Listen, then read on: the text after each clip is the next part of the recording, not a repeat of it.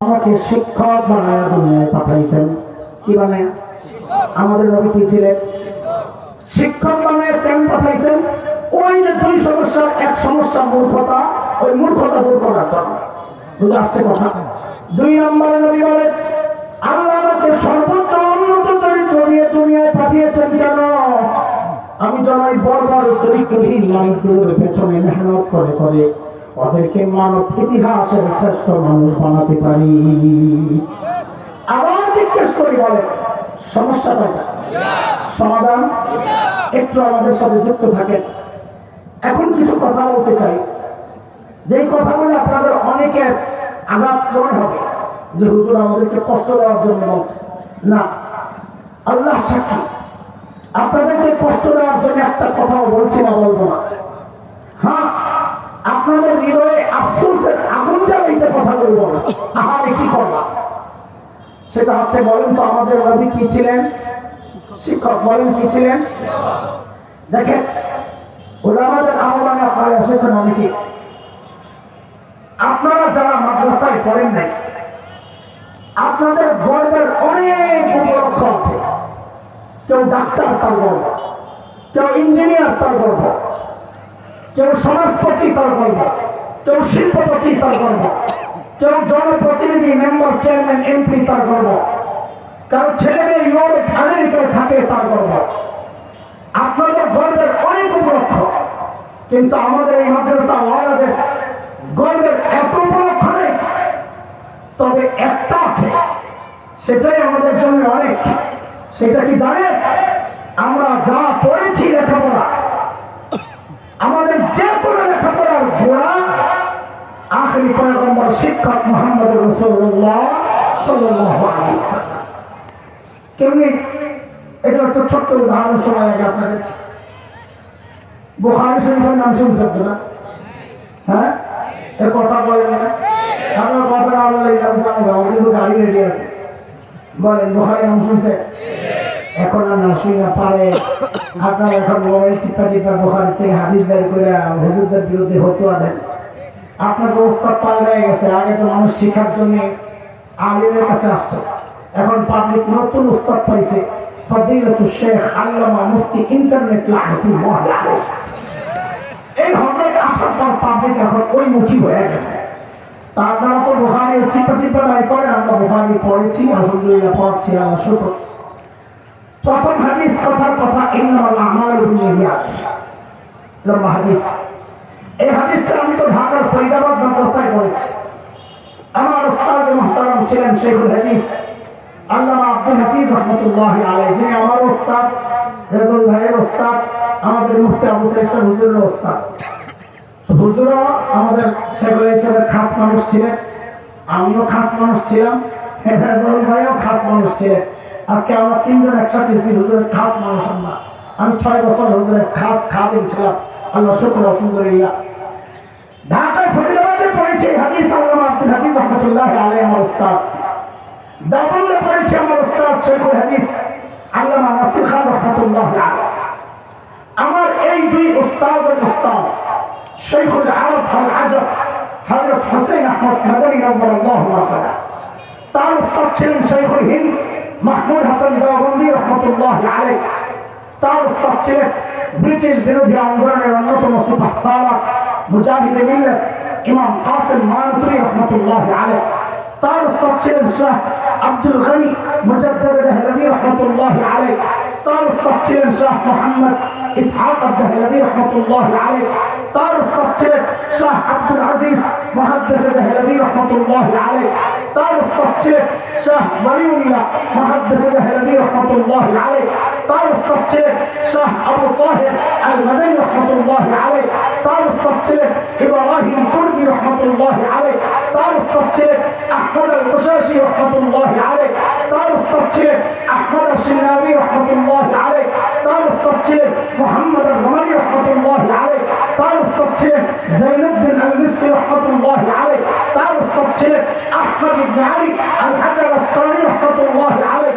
তার উস্তাদ ছিলেন ইব্রাহিম আত-তানুখি রাহমাতুল্লাহি আলাইহি। তার উস্তাদ ছিলেন আবুল আব্বাস আল হাজ্জার রাহমাতুল্লাহি আলাইহি।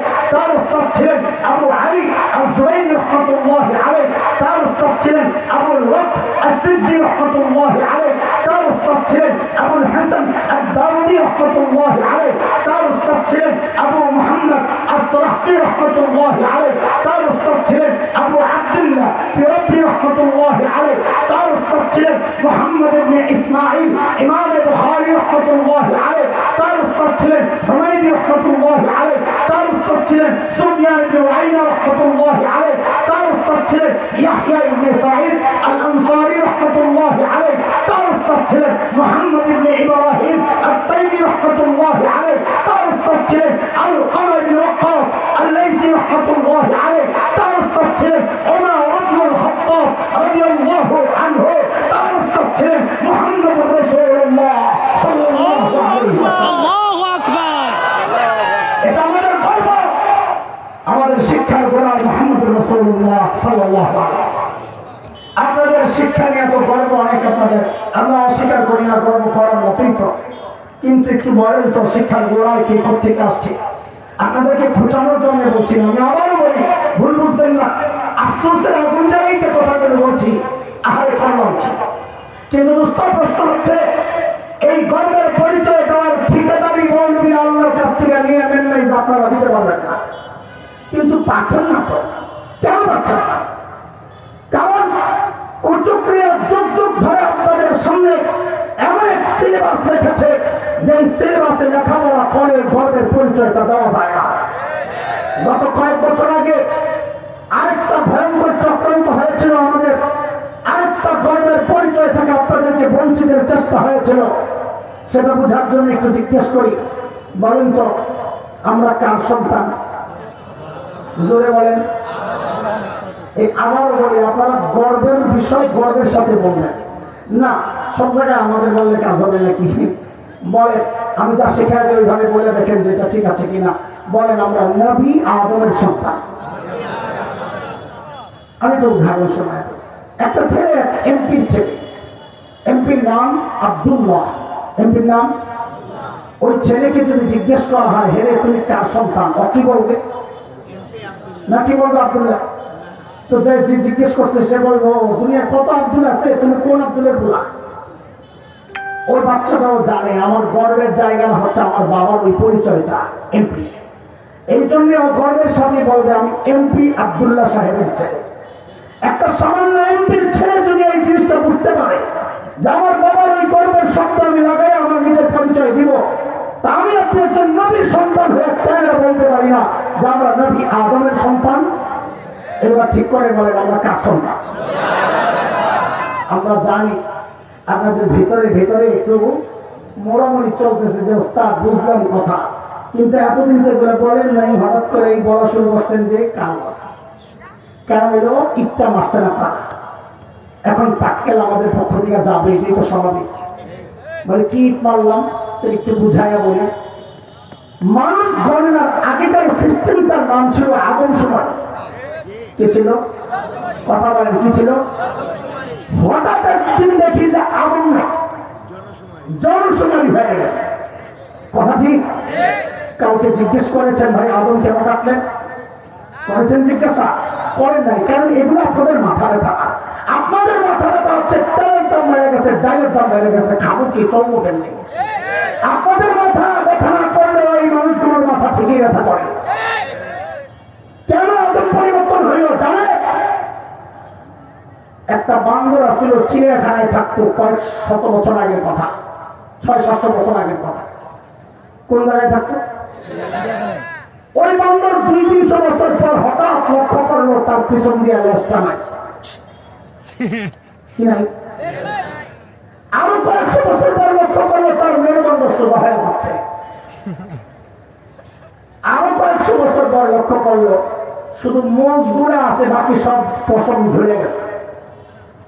এখন সে আশেপাশে তাকায় দেখে, আরে আমারও তো মানুষের মতন দেখা যায়। তো ও খাঁচার সামনে যায় একদিন, চলো হুঙ্কার ছাত্রী কি বলে, আয়ন জাফর ইকবাল। কি বলেছে? আরে কথা বলেন না আপনারা, কি বলেছে? এই হুঙ্কার শুই না আপনাকে আপায় আপায়, আপনাকে আপায় আপা আপা আপনাকে আপায় ভইরাই না আপনার সন্তানের সিলেবাস প্রণয়নের দায়িত্ব আছে। তো বান্দরের ছেলে সিলেবাস তো তৈরি ওইটাই করবে যে আমিও আপনিও বান্দরের পথ। এখন ঠিক কর না? আর যখন করেছে তখন চুপ ছিলেন। এই ওলামাদের প্রতিবাদের মুখে সেদিন কুচুক্রিরা পিছু হাঁটতে বাধ্য হয়েছিল। কিন্তু আমাদের প্রশ্ন আক্ষেপের জায়গা, প্রতিবাদ আলেমরা কেন করবে? প্রতিবাদ করার কথা ছিল আপনাদের, কারণ এই ঘোড়ার টিমের সিলেবাস তো আলেমের সন্তান পড়ে না, পড়বে না। আলেমের সন্তান তো কয়লা রসুল্লাহ পড়বে। প্রতিবাদ করার কথা আপনাদের, আপনারা প্রতিবাদ তো করেন নাই, বরং বহু পোড়া কপাল এই প্রতিবাদী আলেমদের বিরুদ্ধাচরণ করেছে। বহু পোড়া কপাল এই প্রতিবাদকে রাজনৈতিক বক্তব্য আখ্যা দেওয়ার চেষ্টা করেছে। সব জায়গায় রাজনীতি চাইলেন না, এটা রাজনীতির ব্যাপার না, এটা আমার ইমানের ব্যাপার, এটা আমার বিশ্বাসের ব্যাপার, এটা আমার আকীদার ব্যাপার, এটা আমার চেতনার ব্যাপার, এটা আমার অস্তিত্বের পরিচয়ের ব্যাপার। ভবিষ্যতে এমন চক্রান্ত আবার হতে পারে, যদি হয় আলেম থেকে বিচ্ছিন্ন না হয়ে আলেমের হাতে হাত রেখে কাঁধে কাঁধ মিলে মুষ্টিবদ্ধ হাত উঠিয়ে একসাথে উচ্চারণ করতে হবে, বাংলাদেশে নাস্তিকতার চর্চা করতে দেওয়া হবে না।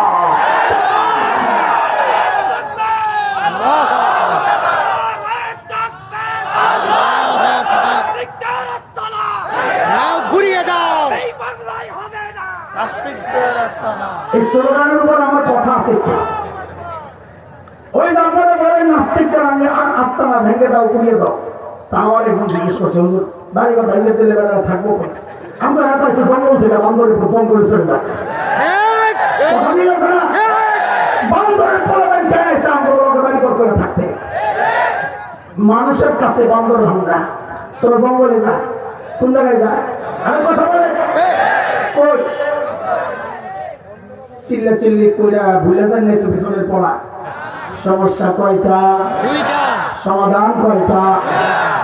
আল্লাহর হাবিব ওই দুই দায়িত্ব সহ মিশন সহ যখন ওই বর্বরদের পেছনে মেহনত করা শুরু করলেন, আহলে নবীর ওই মেহনতের পর ওই বর্বর গুলার বর্বর নাই বলে নতুন পরিচয় বলেন না, বলে আমি কি বলবো আল্লাহকে জিজ্ঞেস করো, মালিককে জিজ্ঞেস করলাম মালিক ওই বর্বরদের নতুন পরিচয় বলে। আল্লাহ তাআলা জানায় দিলেন সীমাহুম ফি উজুহিহিম মিন আসারিস সুজুদ। আল্লাহু আকবার। আল্লাহ বলেন ওদের চেহারার মধ্যে সিজদার চিহ্ন পাইবা। বলে সিজদার চিহ্ন তো বাহির দিয়া, তার মানে বাহিরে ফিটফা, তোমার ভেতরে সকল ডাকিরা। আল্লাহ বলেন না না না, আমার নবীর সাহাবীরা বাহির এক নাম্বার, ভিতর এক নাম্বার। বলে ভিতর এক নাম্বার আমরা বুঝবো কেমনে? তা আল্লাহ যেন বলেন তোর বুঝার দরকার কি? তোর তুই যে মুত্তাকি, তোর পাশের মানুষে তো স্বীকার করে না। আমি আপনি যে মুত্তাকি বউ স্বীকার করে না, আর বিশ্বাস তোর খবর লাগে দেখেন বউ মরে যায় না। কথা বুঝেন না? বিশ্বাস কেউ না হলে আমারটা শোনে, আমারটা হয়নি। আমার কি বলে চিনি, কি বলে চিনি চিনি বুঝুকি দেখেন না আমার সাথে চিনি। এক পিসাবের সাথে বউ বলে খাই লেগে যায়, লাগতে লাগতে বুড়া হয়ে গেছে, লাগালাগি সারা। একদিন বুড়া পিসাব আসছে বাড়িতে, বউ এক চিৎকার দিছে, আহারে আল্লাহ। পিসাব কই বুড়া গেলে এমন কি হলো তোমার? আজকে একটা দৃশ্য দেখে আমার কলিজা ছিঁড়ে গেছে। কি দৃশ্য দেখছো? বলে দেখছি আজকে আমাদের বাড়ির সামনে দিয়ে এক পীর সাহেব উইরা উইরা যায়, আমার কপালে আল্লাহ কোন পীর মিলাইল, হয়তো লেংড়ায় লেংড়ায় আছে। তো পীর সাহেব বলে কি আরে পোড়া কপাল, আগে মনে করছিলাম তোর দিন নষ্ট হয়, আমাদের চোখ নষ্ট হয়। কেন খেয়াল করো নাই? ওই যে আমি ছিলাম, কে ছিল? আমি তুলে গেছি। এমন বউ কি বলে আরে তাই তো কই ডানা একটা ভাঙা কেন? বউ স্বীকার করে না, তুমি বিশ্বাস। তা আল্লাহর কথার ধরন যেন এমন, তুমি যেমন তাকে তোমার পাশের মানুষই তো স্বীকার করে। আর আমার নবীর সাহাবী মুত্তাকি, আমি আল্লাহর পরীক্ষা নিয়ে দেখেছি, তা আমি আল্লাহ স্বীকৃতি দিচ্ছি তারা মুত্তাকি। 26 নম্বর পারা সূরাতুল হুজুরাত 3 নম্বর আয়াত আল্লাহ বলেন ইন্নাল্লাযীনা ইয়াগুদ্দুনা আসওয়াতাহুম ইনদা রাসূলিল্লাহ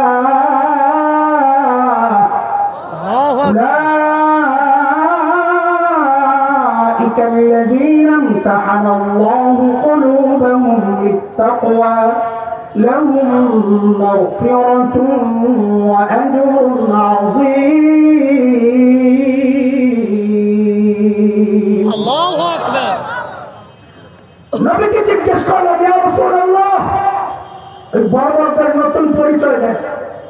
আল্লাহর হাবিব যারা বলে কেন আমার সাহাবীদেরকে তোরা বর্বর বলিস না, ওরা আর বর্বর নেই। বলে তো কি নতুন পরিচয় কি বলে? তো নবী বলেন খায়রুল কুরুনি করনি, ওরা বর্বর নয়, ওরা এখন মানব ইতিহাসের সর্বশ্রেষ্ঠ মানুষ হয়ে গেছে। সুবহানাল্লাহ। খুব খেয়াল করেন যে লাইনে কথা শুরু করছি রাত 2টা বাজবে শেষ করতে। জালিম বলে কি কসল আমি মরে যাবো, এবার শহীদ হয়ে যাবো। কোন পিসাব বলে কোন এলাকায় গেছে ওয়াজ করতে, বয়ানের এক ফাঁকে একটা ঘটনা মানে একটা হাদিসের ইশারা আসছে, বলে দিছে কোন এলাকায় আল্লাহ কবর থাকলে ওই আশেপাশের কবর কিছু রহমত পায়। হাদিসের ইশারা বয়ান করে বেড়ে গেছে ঘরে, দেখে যে বাইরে সিলে সিলে পিসাব খাদেনদের পাঠাইছে দেখতো কি খবর। আগে তো পিসাবরা রাত্রে থাকতো, এখন না হুট করে আগে হুট করে চলে যায়। খাদেন যা শুনছে দৌড়ে আবার হুজুর তাড়াতাড়ি ডাকটি ফোন করেন, এলাকায় থাকা যাবে না। কেন ওয়াজ করছেন আল্লাহ কবর থাকলে আশেপাশের কবর রহমত পায়। পাবলিক আলোচনা করতেছে আমরা এলাকায় তো কোনো বুজুর্গ নাই, হুজুরের মাইয়া কবর। আমি মনে ভাই হ্যাঁ সামনে পছন্দ। আচ্ছা খেয়াল করে এই লাইনে চললে সারা শেষ হবে। এই জন্য আমরা আলোচনাকে গুছায় নেই, তার মানে কথা চুরি করবো অল্প জায়গার মধ্যে বেশি জিনিস ঢুকাইতে হবে দেখতে দেখতে, বুঝছেন না? পুরো বয়ানটা শুরু থেকে এই পর্যন্ত যা বলেছি, সামনে যা বলবো ইনশাআল্লাহ 6 কথা বলে। সবাই বলে 6 কথা। সাহাবীদেরকে নিয়ে 3 কথা, আর আমার মতো জাহেলকে নিয়ে 3 কথা। আমি যা বলি আপনার হুকুম তাই বলবেন, জবাব দিবেন না, আমার শব্দগুলি উচ্চারণ করবেন। বলে সাহাবীদেরকে নিয়ে কয় কথা? বলে ওরা ছিল কি? বলেন বলেন বলেন বলেন বলেন ওরা ছিল কি? অবাক হওয়ার মতো একটা ভাব নিয়ে বলেন হইল কি? আবার আবার ওরা ছিল কি? হইল কি? মাঝখানে ঢুকলো। বুঝে বুঝে বলেন তো বলতে মজা লাগবে, এবার ব্যাখ্যা শোনেন তাহলে আবার বললেন ওরা ছিল কি? ছিল মানব ইতিহাসে সবচেয়ে খারাপ মানুষ। হইল কি? সবচেয়ে ভালো মানুষ। আশ্চর্য কথা, সবচাইতে খারাপ মানুষ সবচাইতে ভালো মানুষ কি করে? কি ঢুকলো মাঝখানে? কিসের ছোঁয়া এই পরিবর্তন? তো বলে মাঝখানে ঢুকছে কোরআন আর সুন্নাহ। কি ঢুকছে? মানে নবী শিক্ষা, নবী দীক্ষা, কোরআনের শিক্ষা, নবীর আদর্শের তাল। তাহলে এবার আবার বলে ওরা ছিল কি? হইল কি? মাঝখানে ঢুকলো কি? ওই যে আমার ওস্তাদ বলে গেছে সারা মানুষ বানাই দিচ্ছে আল্লাহ তাআলা। কি কারণে? ওই যে নবীর শিক্ষা আদর্শ নিয়ে ওই শেষ বলছেন না এগুলা, ওইটা দিয়ে ঘুরিতেছি আমি। এই 3 কথার একটা পটলা বানাবো, আউতো বিদ্যু লাগান, একটু পরে আবার খুলতে হবে, হালকা রেখা দেয়। এবার আমার মতো জাহিলকে নিয়ে 3 কথা। দেখেন সাহাবায়ে কেরাম যেই বর্বরতায় জড়িত ছিল, যেই অপরাধ এবং যে সমস্ত খারাপ কাজে জড়িত ছিল, এই সব কাজে আমরা খালি জড়িত না, তার চেয়ে আরো বেশি মাত্রায় জড়িত। কথা ঠিক? সাহাবায়ে কেরাম যে কোরআন ধরে সর্বশ্রেষ্ঠ মানুষ হয়ে গেলে, আমরা সেই কোরআনকে ছাড়লাম, অপরাধগুলো ধরলাম, কোরআনকে। এটা আমাদের জন্য গর্ব না আফসোস? তাহলে আমাদের 3 কথা মিলাইয়া বলেন আমার সাথে, ধরলাম কি? আফসোসের একটা সুরাই না বলবে ছাড়লাম। আবার ধরলাম কি ছাড়লাম, মোনাজাতের মতো এমন হাত ওঠা, মোনাজাতের মতো। এবার কপালে জোরে মারেন আর বলেন আরে করলাম। এই মিঠা মিঠা হাতে চলবে না, আমি ফেরত দিলাম, কলিজার থেকে বের করতে হবে।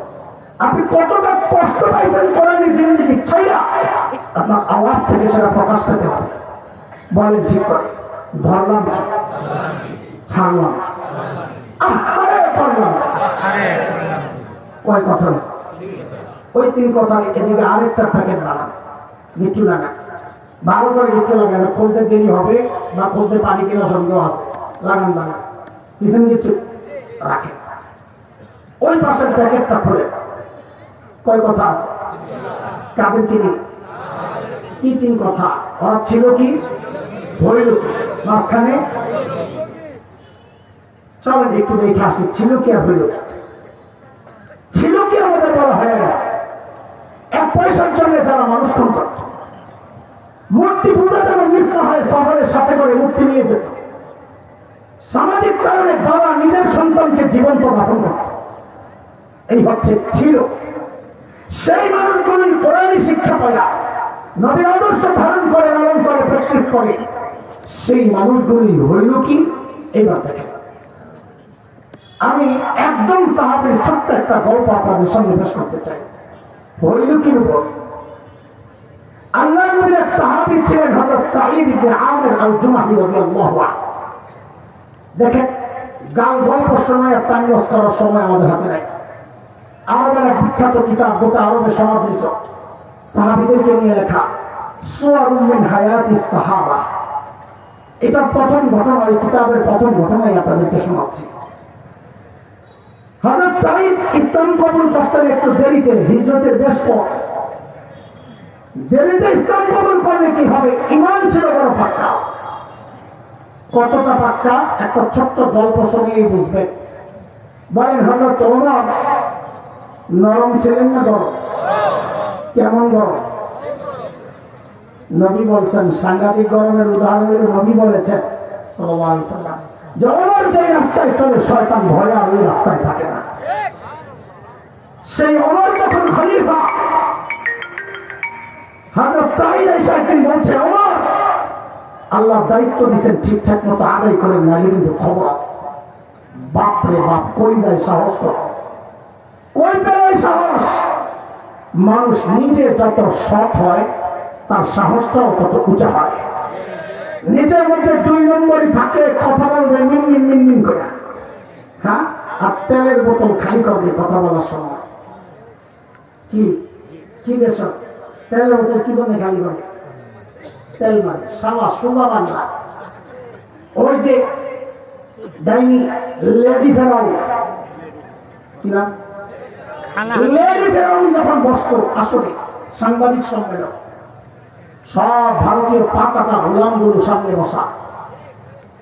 হাইনি কি তেলে প্রশ্ন, মাননীয় প্রধানমন্ত্রী আপনি এই বয়সে কাজের এত এনার্জি কোথায় পান? সারা দুনিয়ার জন্য আপনি উন্নয়নের রোল মডেল। ভারতের 5 রোল মডেল, ভারতীয় গোলাম ছিল একটা। 16 বছর আমাদেরকে বয়ান গেলানো হয়েছে। ভারত আমাদের বন্ধু, ভারত আমাদের বন্ধু, হিতাকাঙ্ক্ষী। কেন? কত কিছু দেয়, কি দেয়? পেঁয়াজ দেয়, চিনি দেয়, আলু দেয়, তারপরে গরু দেয়, আরো কত কিছু দেয়। আমি শব্দটা বলতে পারবো না, তুই যেটা কইছো চুপচাপ থাকবে না, কথা দিয়েছে। 5ই আগস্ট বাংলার দামাল ছেলেরা বাংলাদেশ থেকে মাখন যাওয়ার পাইপটা যখন কাইটা দিল, এখন সব দেওয়া বন্ধ করে 1 দেওয়া চালু করে দিছে। এখন শুধু হুমকি দেয়, হুমকি দেয়, হুমকি। খালি করে বাংলাদেশ থাকবে না। কয়েক দেখছি একটাই খুব লাভ হয়েছে, পেঁয়াজ দেবো না, বাংলাদেশদেরকে পেঁয়াজ দেবো না। আমি বলি দিস না, আমাদের আপাই শিখে গেছে পেঁয়াজ ছাড়াও তরকারি রান্না করা যায়, হ্যাঁ, মিষ্টি কুমড়া দিয়ে বেগুনি বানানো যায়। কথা বল, কথা বল, কথা বল না, লাগবে না তো পেঁয়াজ। যেই মেরুদণ্ড সোজা করে দাঁড়াইছে, এখন কয়দিন পরে দেখি মাশাআল্লাহ পেজের বস্তার সামনে নিয়ে দাদা বাবু কান্না করে, কি খবর দাদা, দিনকাল ভালো যাচ্ছে না, শেষ হয়ে গেল কেন? বাংলাদেশের পেজ দিচ্ছে না তো, না কি খাওয়ার সে কলিজা ওদের নেই। আমরা ছিলাম তো লম্বা সময় পড়ার কারণে জানি ওদের কলিজা কি অবস্থা, শুকাইতে শুকাইতে হাতি হয়ে গেছে, কাম তো শেষ। আমরা তো চা ফেরত দিচ্ছি, বইটা দিচ্ছি। ভগবানকে বাড়িতে গেলে মাটির ছোট্ট ছোট্ট 1 টাইম কাপ আছে, ওই কাপে চা দিলে তাও আদা, কদ্দুর আদা কাপ, চিকন আঙ্গুরের মতো একটা টোস্ট দিবে, দিতেই পারে, মানুষের সামর্থ্যের ব্যাপার যা আছে। কিন্তু বিষয়টা না, বিষয় হলো কি, এই একটা ছোট্ট বিস্কুট আর একটু চা দিয়ে কি বলবে জানে, দাদা পুরোটা কিন্তু খেয়ে নিয়ে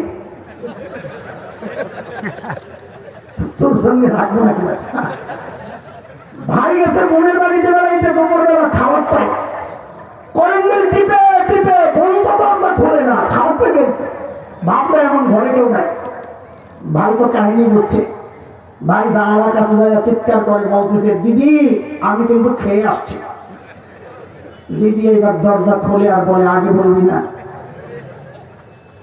ওরা নাকি আমার দেশ দখল করবে, মাঝে মাঝে বেশি মারে, এই করে যাবে দেশ দখল করা যায়।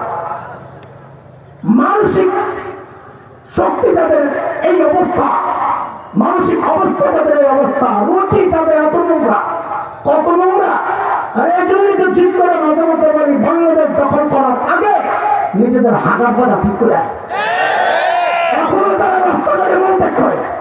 বিশ্বাস করেন না আপনারা, আমরা যখন দেওবন্দ যাচ্ছিলাম, লম্বা সফর, কলকাতা থেকে ট্রেনে উঠছি, 36 ঘন্টার সফর ছিল আমারটা।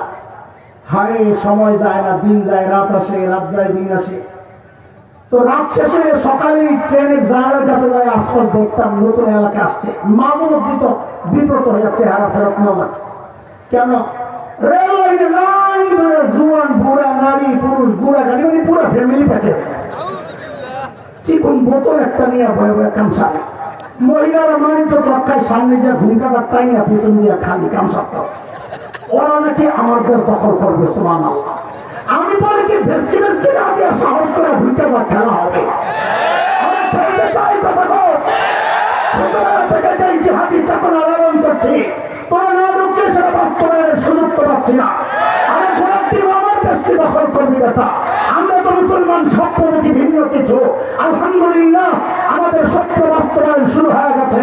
তাকাদের সিরিয়ায় কালিমার পতাকা উঠে গেছে, আফগানিস্তানে কালিমার পতাকা উঠে গেছে। আমার দেশকে দখল করবি, আমরা তো স্বপ্ন দেখি ইনশাআল্লাহ খুব শিগগির দিল্লির লালকেল্লায় আমার কালিমার পতাকা করবে ইনশাআল্লাহ।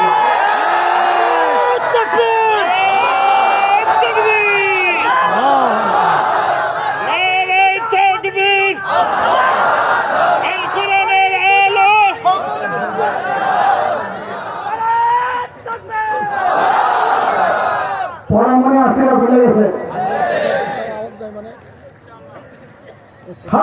ওর কাছে যায় যখন সাইদ বলতেছেন, ওমর ঠিকঠাক মতো কাম চালে, মানে খবর আছে। ওমর তো আমার এই যুগের শাসক হইলে কি বলতো, আরে অত তেল ভাবি হয়েছে, ওরা আয়না করে ঢুকা। কিন্তু তিনি তো ওমর, তিনি তো নবী যার সম্পর্কে বলেছেন, দারাল হাক্কু হাইসু দারা, ওমর যেদিকে যায় হক তার পেছনে পেছনে যায়। মানে আমার হকপন্থী না, বরং হক কোমরপন্থী। আল্লাহু আকবার। সাইয়েদনা ওমর চিন্তা করছেন, আরে এই লোক আমার দরকার। জোর করে ভয়ে সিরিয়া এক শহর হিমস, সেই হিমসের গভর্নর বানায় পাঠায়। সামনের কথাগুলো বোঝার জন্য এই দুইটা কথা একটু বুঝে নেন, তাহলে বোঝা সহজ হবে। দুনিয়ার সিস্টেম হচ্ছে, যে এলাকার মানুষ যত ধনী হয়, ওই এলাকার জনপ্রতিনিধিরা ওই রকম ধনী হন, এলাকার প্রভাব। আজকের দুনিয়ায় Bangkok, Singapore, Thailand, Dubai, Abu Dhabi, Karachi, Bombay, আমাদের চিটাগাং যেমন বাণিজ্যিক শহর, ওই সময় গোটা দুনিয়ার বাণিজ্যিক শহর ছিল সিরিয়া। এবার বুঝে শুনে আপনারাই আমাকে জবাব দেন, সেই সিরিয়ার এক শহর হিমস, হিমসের গভর্নর ধনী হওয়ার কথা না গরিব হওয়ার? কেমন ধনী? আমি যেভাবে বলি ওইটাই বলেন, তো আপনাদের বলতে সহজ হবে, আমারও আগাইতে সহজ হবে। বলেন সময়ের সেরা বলি, বলেন সময়ের। আল্লাহ নবীর সাহাবীর কথা শোনাচ্ছি, ছিল কি এটা মাথায় রাখতে হবে, যারা 1 পয়সার জন্য মানুষ খুন করত, সেই মানুষগুলো নবী শিক্ষায় দীক্ষায় পরিবর্তিত জীবনটা একটু দেখে। হিমস থেকে এক দল আসছে হযরত ওমরের সাথে সাক্ষাৎ করার জন্য। তাদের অর্থনৈতিক কিছু সমস্যা চলছিল মন্দা। হযরত ওমর তাদের কথাবার্তা শোনার পর বলেন, তোমরা একটা কাজ করো, হিমসের গরিবদের একটা লিস্ট দাও, আমি বাইতুল মাল থেকে ওদের জন্য কিছু বরাদ্দ দিয়ে। হিমসের লোকেরা সুযোগ পেয়ে লিস্ট একটা বসেন লম্বা নিয়ে হযরত ওমরের হাতে জমা দিছে। ফোকামা ও হিমস, হিমসের গরিবদের লিস্ট। সাইয়েদনা ওমর লিস্টটা হাতে নিয়ে অবাক হয়ে তাকায় আছে। কেন?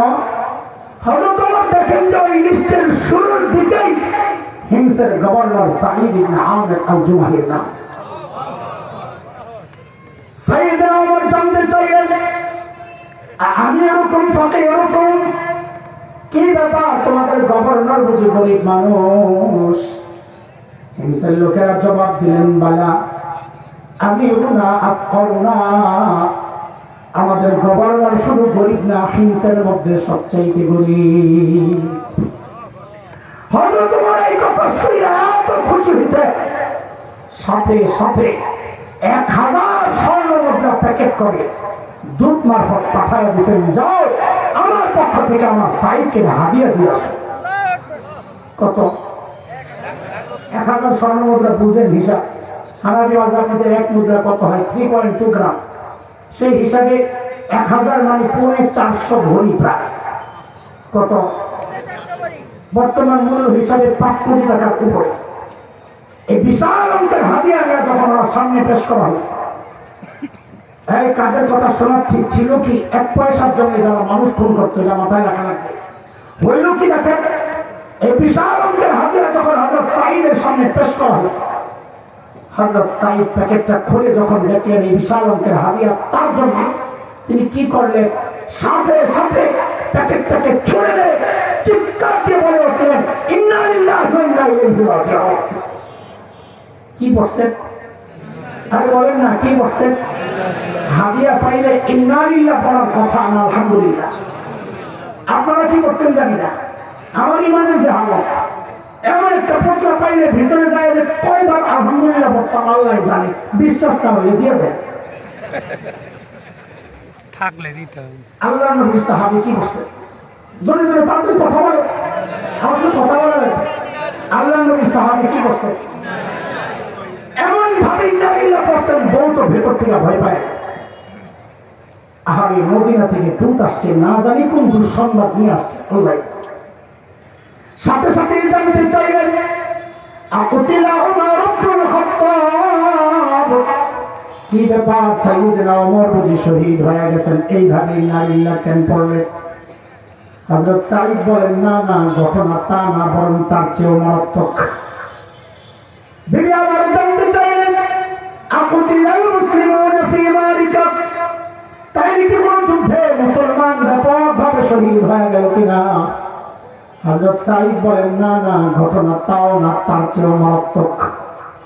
বউ করে শাস্তি, তাইলে এর চেয়ে মারাত্মক মানে কি? আমার জামাইয়ের কল্যাণ নীতি বাড়াইছে। আরে বলেন না তাড়াতাড়ি, কি সমস্যা? আল্লাহু আকবার। কি জবাব দিলেন হযরত সাঈদ? কেন এটা বলছে? তিনি বলেন কি, উদখিলাত আলাইয়া দুনিয়া লিতুসিল আখিরাতি, আরে আমার ঘরে দুনিয়া ঢুকায়া দেওয়া হয়েছে আমার আখিরাতকে বরবাদ করার জন্য। আল্লাহু আকবার। আরে ছিল কি হইল?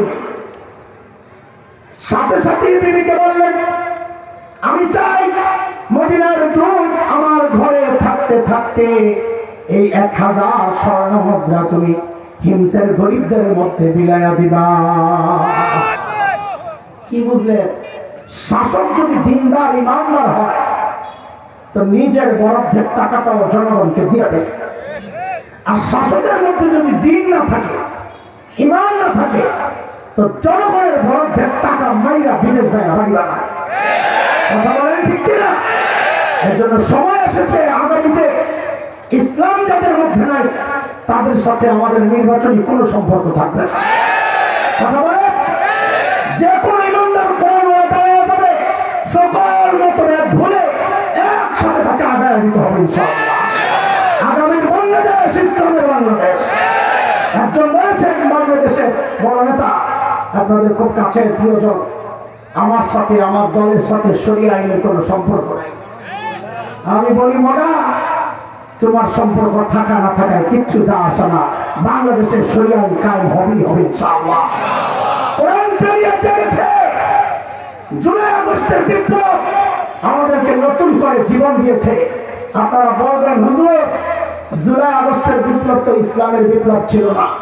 আমরা বলি ছিল না ঠিক, কিন্তু আমরা এটাকে ইসলামী বিপ্লবের জন্য সুবহে সাদিক মনে করছি।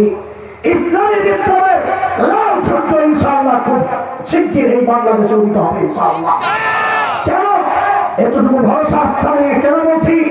যে দেশে দুনিয়ার স্বার্থের জন্য আবু সাঈদরা দুই হাত প্রসারিত করে পুলিশের নয়ের সামনে নিজেদেরকে পেশ করতে পারে, এই দেশে আমরা বিশ্বাস করি ইসলামের জন্য, স্বাধীনতা সার্বভৌমত্বের জন্য লাখো কোটি তৌহিদি জনতা নিজের জীবন দিতে প্রস্তুত হয়ে যাবে ইনশাআল্লাহ। কথা বলেন পারবেন তো ইনশাআল্লাহ। এই জন্য আমরা একটু ভয় পাই না যখন হুমকি পাই। এদেশের তৌহিদি জনতার ইমানের উপর আমাদের আস্থা আছে, ভরসা আছে, কারণ আমরা শাইখুল হিন্দের রুহানি সন্তান। যিনি বলেছে এই দেহ থেকে কল্লা আলাদা করা যাবে, সিনা থেকে ইমান ছিনায় নিতে পারবে না। আমরা তাদের সন্তান, আমরা রক্ত দিতে জানি, কথা কও জবাব, আমরা জীবন দিতে জানি। আমাদের ইতিহাস সোনালী ইতিহাস। আমরা অনুরোধ করবো বাংলাদেশ নিয়ে কোন রকমের দুটো চিন্তা করার আগে নিজেদের ইতিহাস করে আসো। আমার পূর্বপুরুষের ইতিহাস করে আসো। আমার পূর্বপুরুষের ইতিহাস হচ্ছে ওলামায়ে দেওবন্দের রক্ত যখন এই জমিন স্পর্শ করেছিল, ব্রিটিশ লাল দূতরা পালাতে বাধ্য হয়েছে। ওলামায়ে দেওবন্দের রক্ত যখন আফগানিস্তানের জমিন স্পর্শ করেছে, রাশিয়ার শেখ বন্ধুকেরা পালাতে বাধ্য হয়েছে। যদি এই জমিন যদি রক্তে রঞ্জিত হয়, আল্লাহর কসম এই প্রজন্ম নতুন ইতিহাস তৈরি করবে। পূর্ব ইতিহাস ছিল, পালাতে পেরেছিল। আল্লাহর কসম আমার দেশ যদি এবার আক্রান্ত হয়, একটা তো পালাতে দেওয়া হবে না।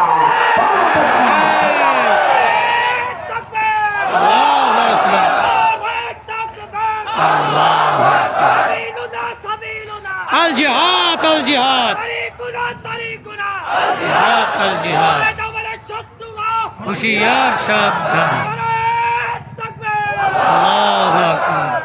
হযরত সাঈদ যখন বললেন সব দিয়ে দাও, বউ তো আর হাসান জামিলের বউ না, আপনার বউ তো ভালো মানুষ, আমার তার কথা কই সামনে নেই। যদি খালি বলতাম সব দিয়ে দাও, একটা ভেস্কিনে খাইলাম বলে হুজুর কি দেখা সব দিয়ে দাও, বেশি বিয়েদের করার মতো বিরাট করে। অর্ধেক আমার অর্ধেক আপনার, আমারটা থাক ঘরের কামে লাগাই, আপনারটা আল্লাহর রাস্তায় দিয়ে দেন, অনেক সব। কিন্তু বউ তো হাসান জামিলের বউ না রে, বউ তো সাহাবী। কার বউ?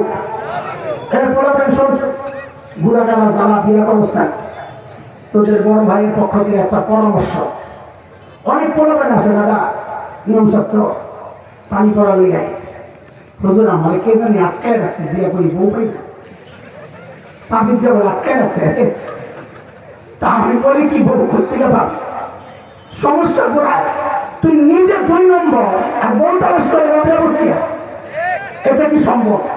আল্লাহ কি জালেম তোর মতো 2 নম্বরের কাছে রাবিয়া বসিয়া মেয়েটারে পাঠায় ওরে ঠকাবেন?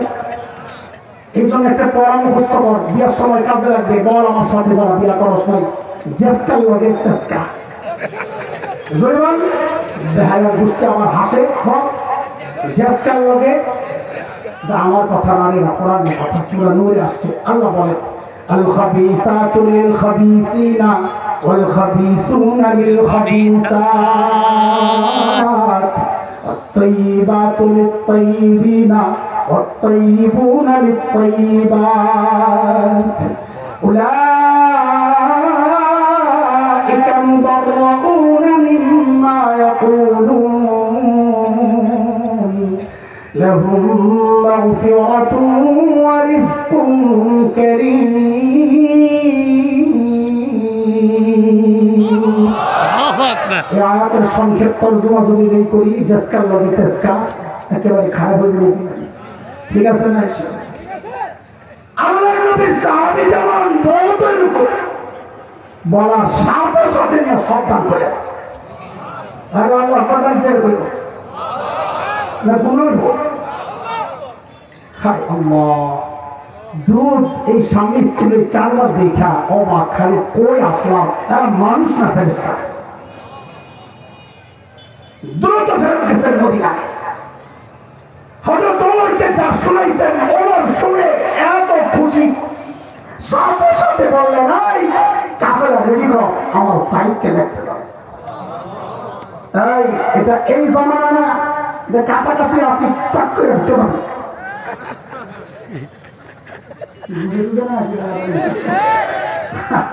আমরা তো মোবাইলে আসলে আয়না করে ঢুকাই দিব।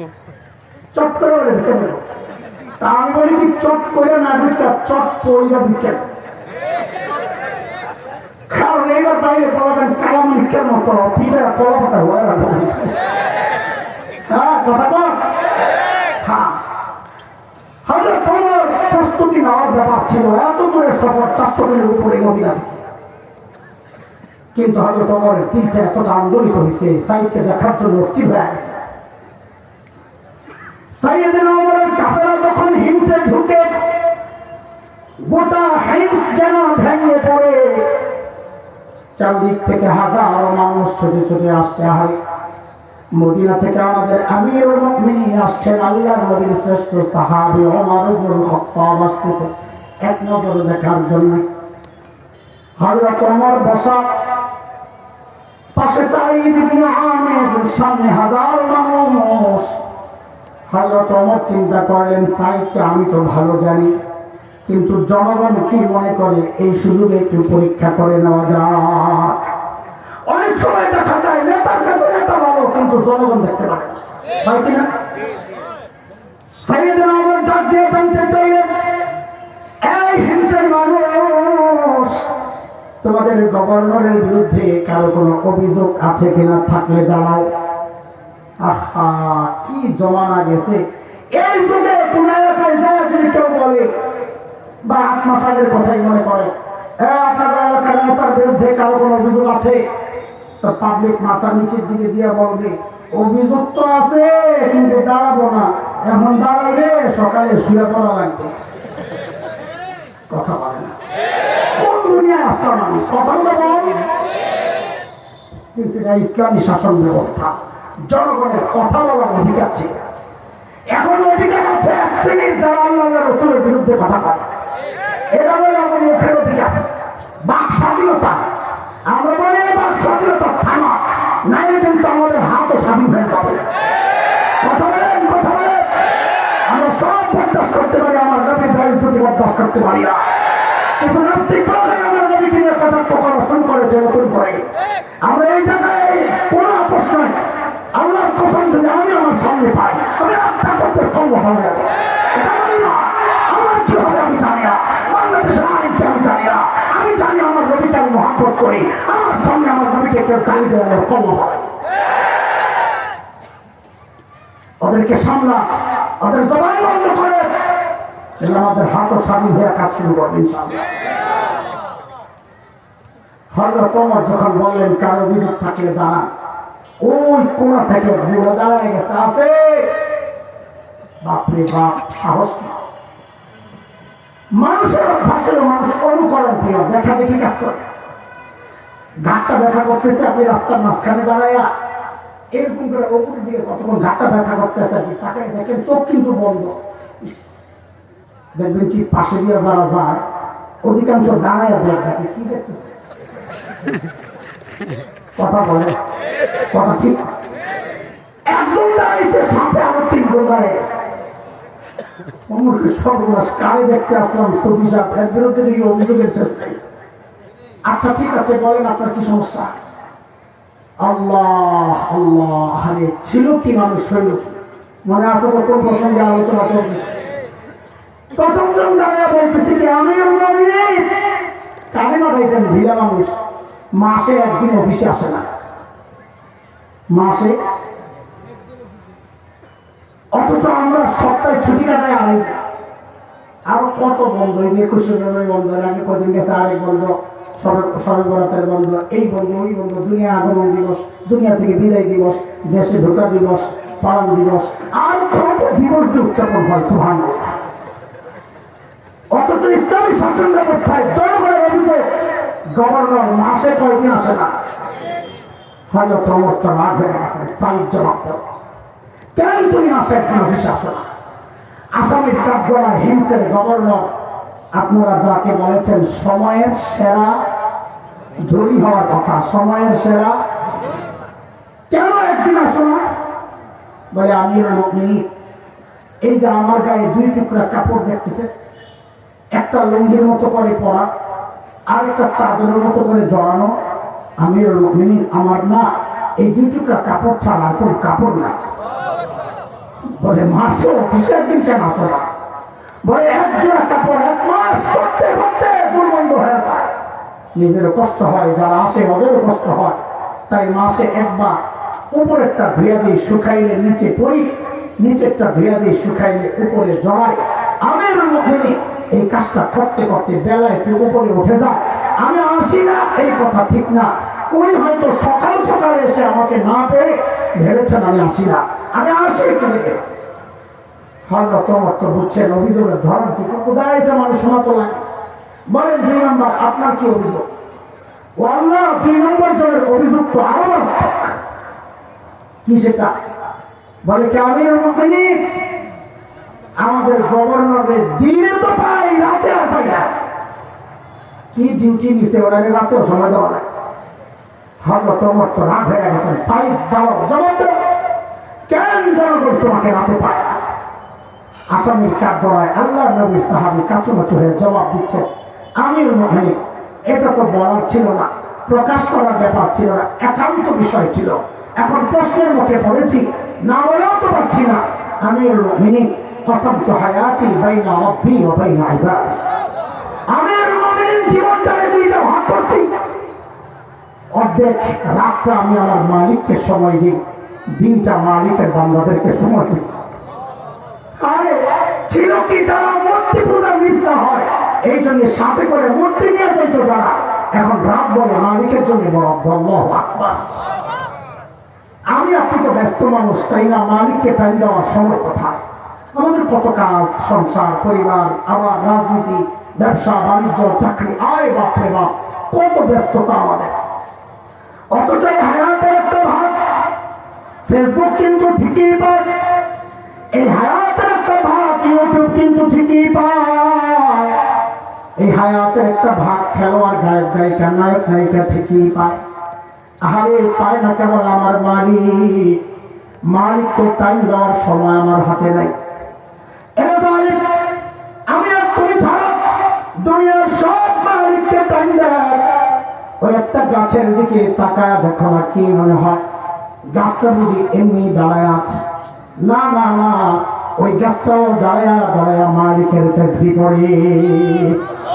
আর যে কুকুরটাকে নিকৃষ্ট প্রাণী মনে করে দাঁড়ায়া দেয়, ওই কুকুরটা ওর উপর হালতে মালিকের তাসবিহ পড়ে। যে পোকামাকড় গুলো পায়ে ধরে মেরে ফেলি, ওই পোকামাকড় গুলো সেজদার হালতে মালিকের তাসবিহ পড়ে।